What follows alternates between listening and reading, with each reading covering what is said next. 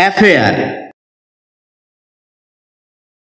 শব্দটি বাক্যে নাউন হিসেবে ব্যবহৃত হয়, যার অর্থ হচ্ছে কাজ, ব্যাপার, বিষয়, কথা, চলতি যে কোনো ঘটনা, জনসাধারণের কাজ, করণীয় কাজ, প্রেম, প্রণয় ঘটিত ব্যাপার ইত্যাদি।